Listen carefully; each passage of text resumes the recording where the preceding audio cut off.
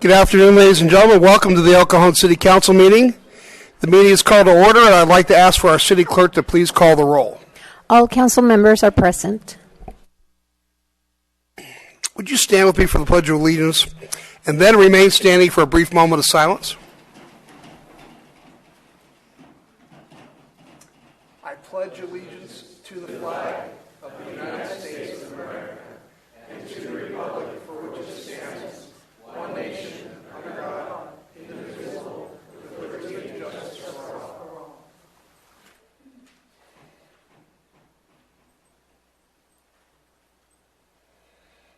Thank you. The city clerk posted orders of adjournment of the January 28th, 2020 meeting and the agenda of February 11th, 2020 meeting in accordance with state law, council, and housing authority policy. We have one presentation on today's agenda, and I'd like to invite our recreation supervisor, Malalutu, to tell us about this.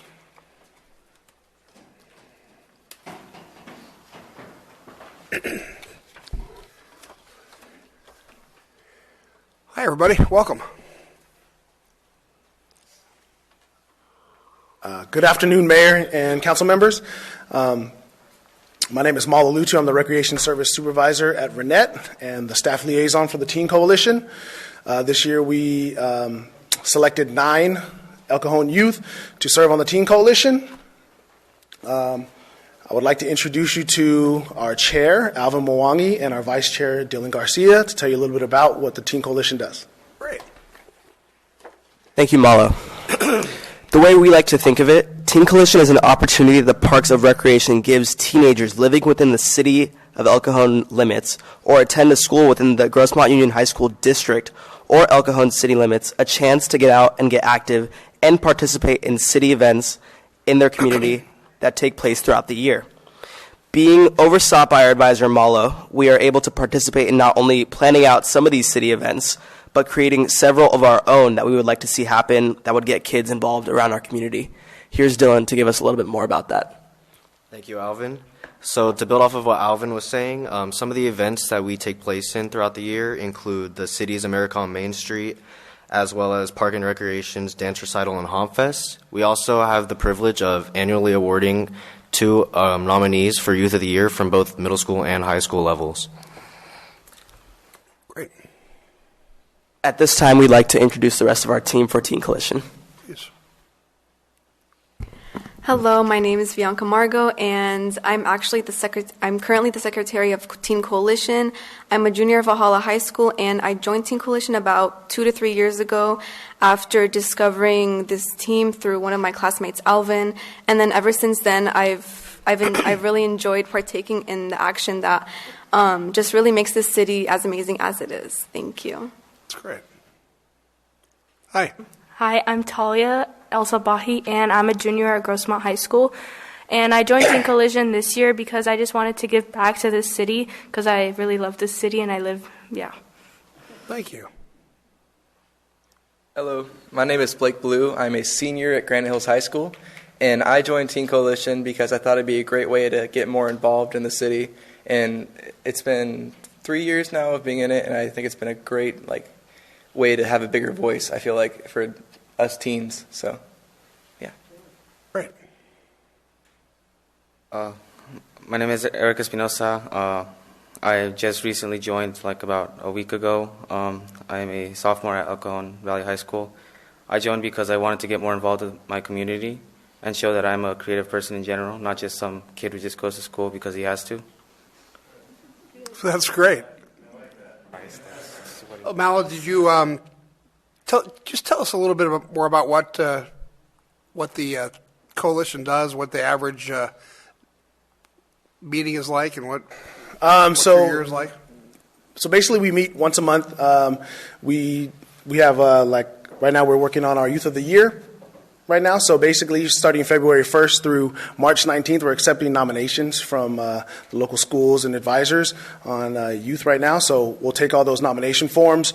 We'll have interviews with the nominators, and then the Teen Coalition will decide on the middle school and the high school winner. We'll do the presentation on that.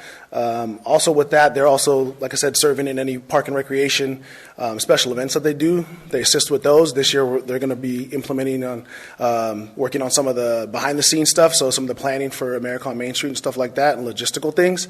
And then they also have their service project that they're going to be working on to get done here late April, early May. So there's several things that they do within the city, which is a benefit, and it's a great opportunity for these young kids to get out and get involved in the city. Wonderful. Well, thanks so much for coming, everybody. I appreciate all you do. Thank you.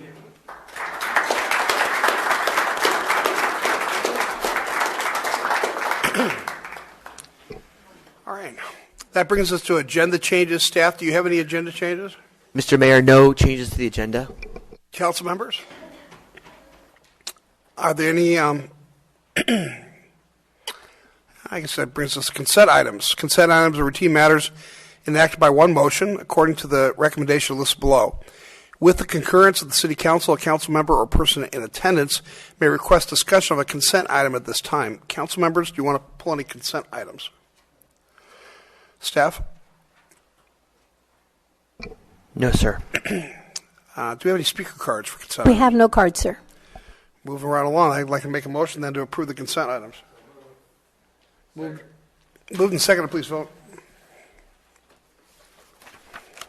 Motion carries by unanimous vote.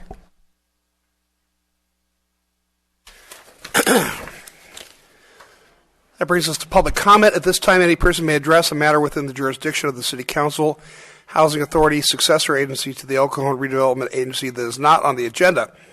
Comments relating to items on today's agenda are to be taken at the time the item is heard. State law prohibits discussion or action on items not on the agenda. However, City Council and Housing Authority members may briefly respond to statements or questions, and an item may be placed on a future agenda. Angela, do we have any speaker cards for public comment? Yes, sir. We have one card, and it's Mr. Jim Sirigliano. Mayor, Council, Jim, welcome. Staff.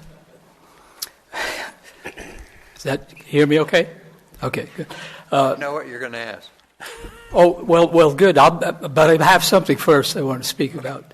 I had a very nice experience with the IT department recently. I went to sign on to video conferencing from the last meeting, which I didn't attend, and I couldn't get on.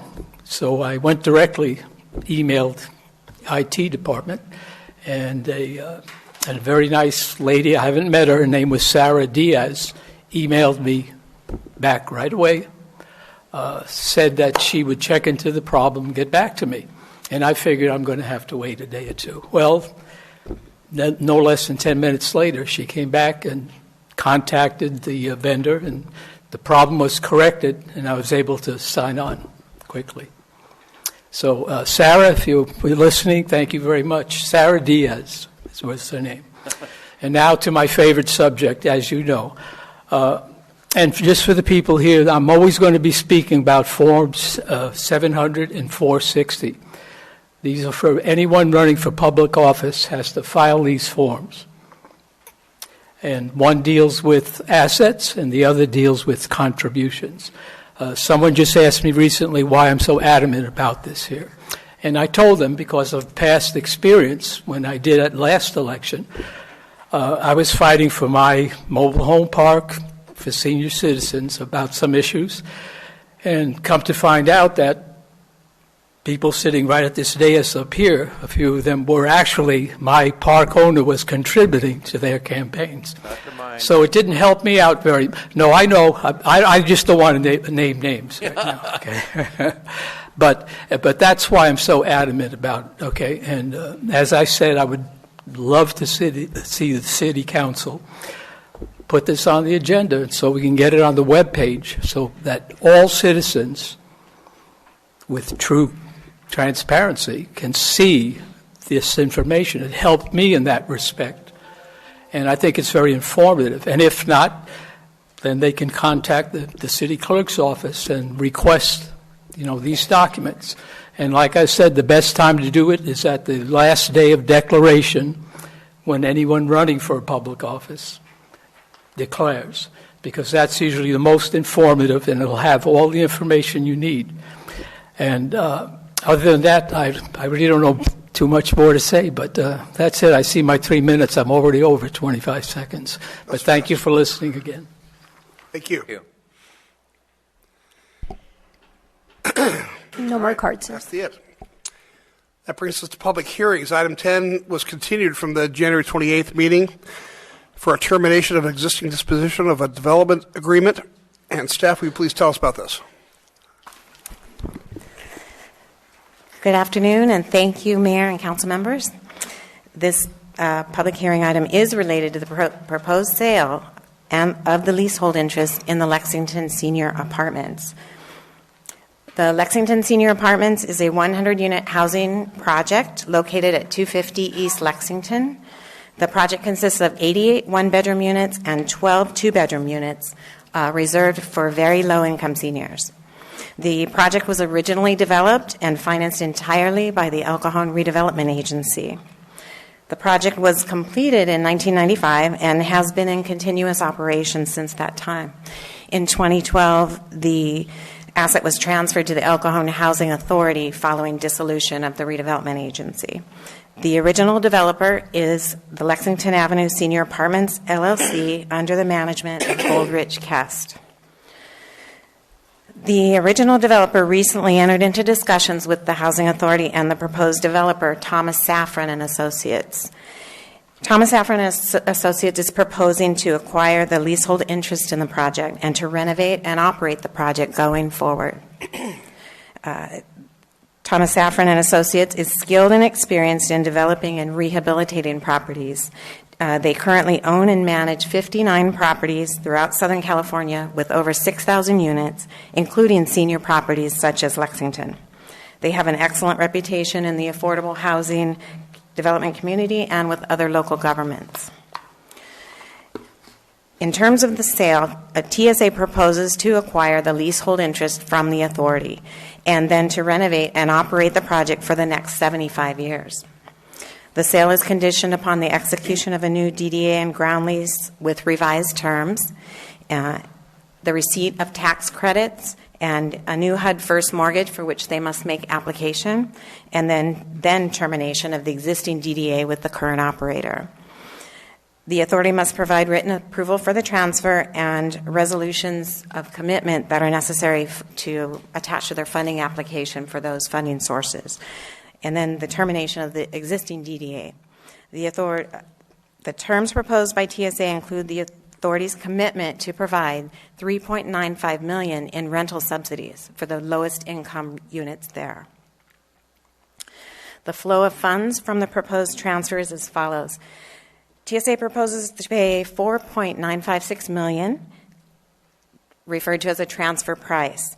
The price includes the assumption of an existing outstanding loan of $206,250, then subtracting the $3.95 million set aside as a commitment for rental subsidies for the next 15 years, a termination fee payable to the original developer, and then the balance of the funds, roughly $250,000, to the Housing Authority. These funds would be used for future housing opportunities, affordable housing opportunities. The developer will apply for the reservation of tax credits and the HUD first mortgage and will use the proceeds generated to provide substantial renovations to the property. The property is now over 25 years old and in need of major upgrades. The renovations, the funds for the renovations are over $9 million. So that should be a very nice renovation and includes some major building systems and the other things you see there. The final scope of work will include roof, HVAC, boilers, etc. The amendments to the ground lease will include extension of the affordability period for an additional 60 years until 2095. The new rent limit schedules that will affect new tenants only. And the authority will begin to receive annual lease income from the project that will increase over time. It's estimated approximately $12.7 million in lease revenue over the next 55 years. We're currently receiving $1 a year in lease revenue. Amendments to the rent structure include 40 units will be reserved for extremely low-income households, 30% of AMI. Those are the same units that will be subsidized for 15 years with the Housing Authority set aside. The remaining 60 units will be reserved for senior households earning no more than 60%, 100% of them. All existing tenants will be grandfathered in with their current rent schedules. Those rent schedules currently include annual adjustments based on the CPI as outlined in the current DDA. That will not change for existing tenants. The new rent limits will apply only to new tenants coming in or when a household adds a new member to the lease. Those annual adjustments will be allowed based on TCAC rules. Okay. The effective date of sale will depend on when the developer is granted the 9% tax credits and at the same time receives its HUD first mortgage. Once the tax credits are reserved, escrow typically closes within 200 days or so. The close of escrow will become the effective date of sale, and the developer has committed to completing all the renovations within 18 to 24 months of the close of escrow using local subcontractors to the best of their ability. Many benefits will result from the approval of this project. The revised rent structure will allow for positive cash flow and sufficient capital reserves to be set aside for future facility improvements. The tax credit and first mortgage funding will provide over $9 million in capital investments and enhanced improvements to the project. The project will continue to generate property taxes based on an assessed value of not less than $5 million. The proposed transaction preserves a significant housing authority asset in the city, and there will be no impact to the existing tenants. Staff recommends approving the sale of the leasehold interest to Thomas Safran and Associates, entering into the new DDA, and ultimately approving a termination of the existing DDA. I'm happy to answer any questions, and I know representatives of Thomas Safran and Associates are here in the audience in case you have any questions of them as well. Okay, thank you very much. Gary? What happens to the existing tenants when their particular unit is renovated? Oh, we've provided in the development costs for relocation. They will be relocated from their unit for 3 to 4 days. We're going to ask that they be placed at the Marriott or better, and that's all included in the development budget. Okay, Marriott's pretty good. Okay, great. I'm want to make sure that they have adequate housing and everything. Exactly. Okay, thank you.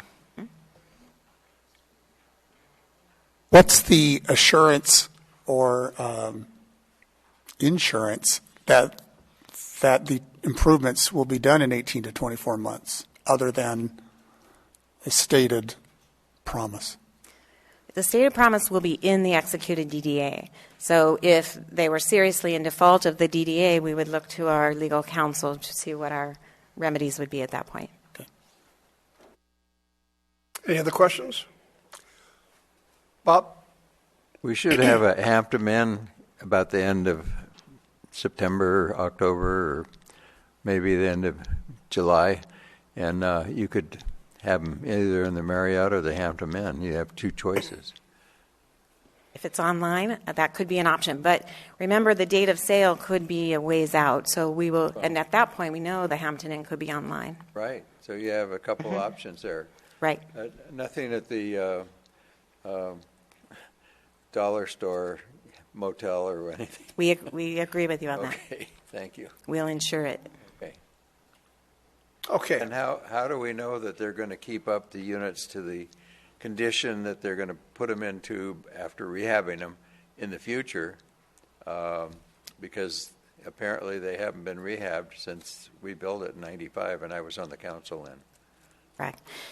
We currently conduct annual monitorings where we check the condition of the unit, that it hasn't deteriorated, and the outside of the property.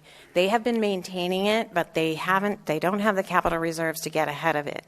The boilers and HVAC systems do need replacement. Things are beginning to fail, and this is a tool they can use, we can use, to get these major improvements completed. And I know the HUD financing will also require that the improvements last 52 years. So we will be annually monitoring to make sure that it's upkept very well. Have we been monitoring annually Yes. in the past? Yes. How come we haven't had the HVAC and the boilers and everything replaced till now they need it? Well, they're still working, and so if they're broken, then we have something to say, you need to get this fixed by a certain day. And the new ones will be a lot more efficient.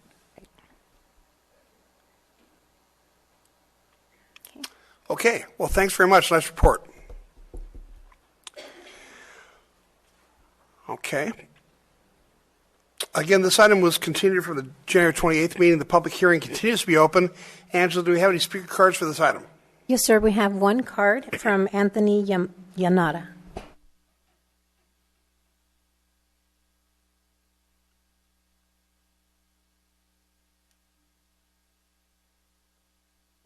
Good afternoon. Hi there. Hi, My name's welcome. Anthony Yanada. I'm a Vice President of Development for Thomas Safran and Associates. I just wanted to introduce myself today following that nice presentation by Jamie explaining and outlining our goals for preserving and maintaining the affordability of this community, and then finding federal investment to improve upon it. Thomas Safran and Associates has been in business for about 40-plus years.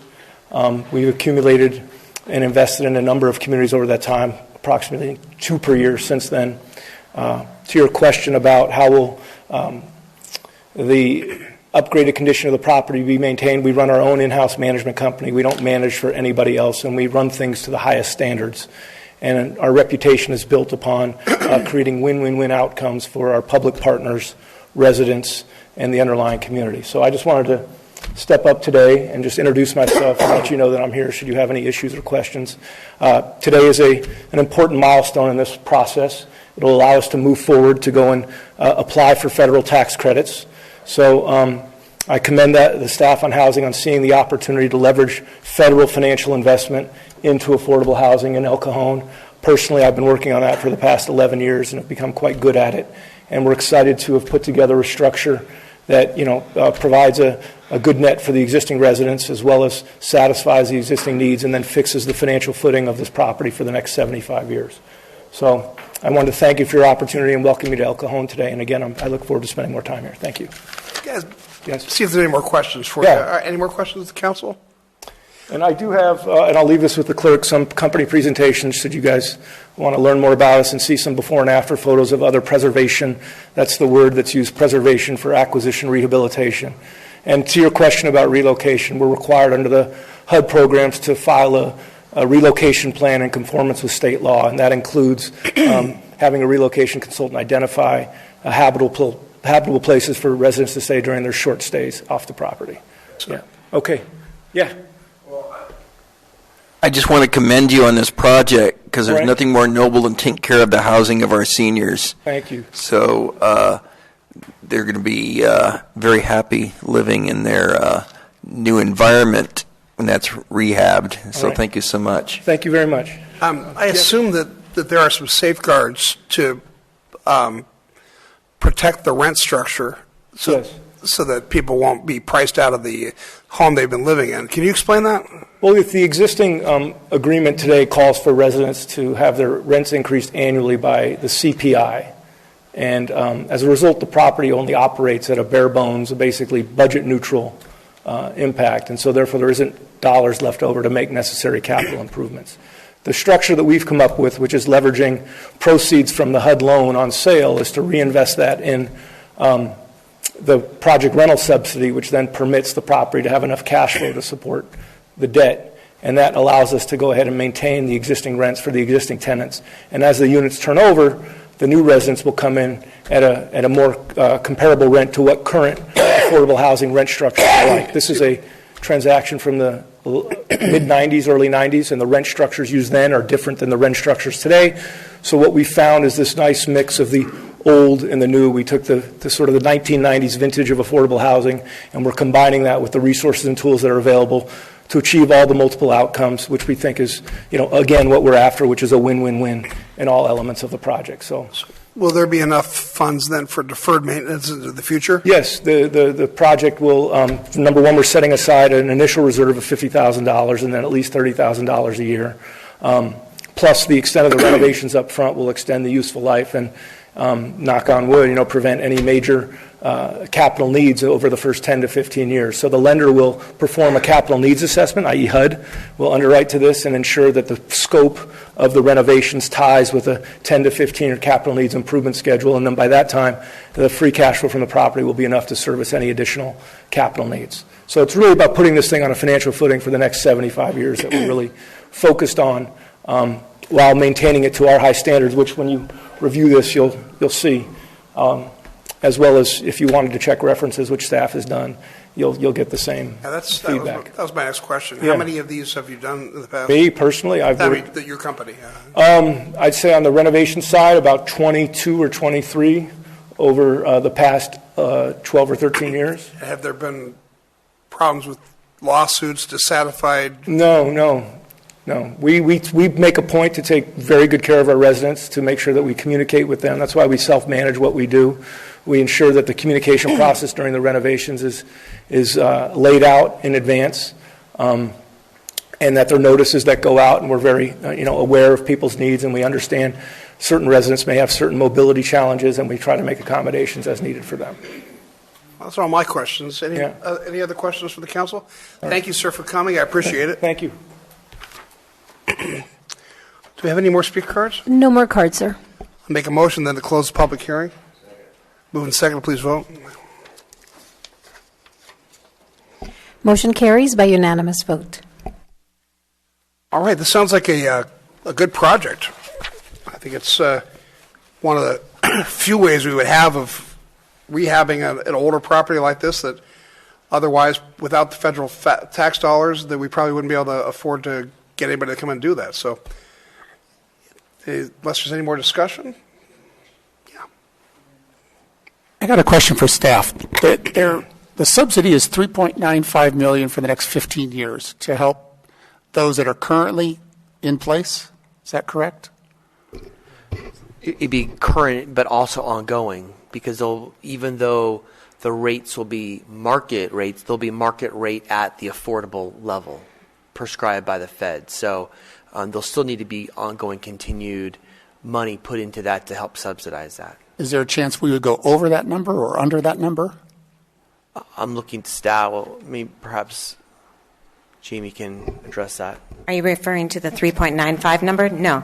In fact, as the tenant portion increases over time, either by the CPI or when a new tenant comes in, the higher rents, our portion will go down. So we may actually have money left over after 15 years. And at that point, we can decide what to do with it. But we would retain any savings. It's not passed on to somebody else. That's correct. Those 40 units will be subsidized for 15 years. That's our commitment. So that's an even better win for this project. Yeah, it's great. It seems like a great thing for the city and for the residents, and everybody wins. Okay, go on. Anybody want to make a motion? Move to adopt. Second. It's moved and seconded. Please vote. Motion carries by unanimous vote. All right, congratulations, folks. I look forward to seeing your new place, and maybe I'll come over and visit when you're at the Marriott. We can go swimming, hang out at the bar. It'll be fun, yeah. Enjoy yourself. It's going to be nice to get everything fixed up. All right, there are no administrative reports and no commission reports on today's agenda. Item 11 is my activity report, and there's no legislative report on today's agenda. And we are now at activities reports for council members, starting with Council Member Gary Kendrick. I do have something to add. I attended the Metro Wastewater JPA on February 6th. Council Member Bob McClellan. I went to the Citizen of the Year program. Oh, yeah, as did I. I forgot to mention that. Yeah, and so did Steve. So did Steve. Yeah. Minor as reported. And Deputy Mayor Phil Ortiz. Okay, there are no joint council member reports today. Item 17 is an information-only report for Teen Coalition, and no action is needed for it. There are no first or second readings of ordinances on today's agenda. and there is no closed session today, and so we are record time. This brings us to adjournment. The regular joint meeting of the El Cajon City Council and El Cajon Housing Authority held this 11th day of February 2020 is adjourned till tonight, Tuesday, February 11th, 2020 at 7 o'clock p.m. Thank you very much, and we'll see you tonight.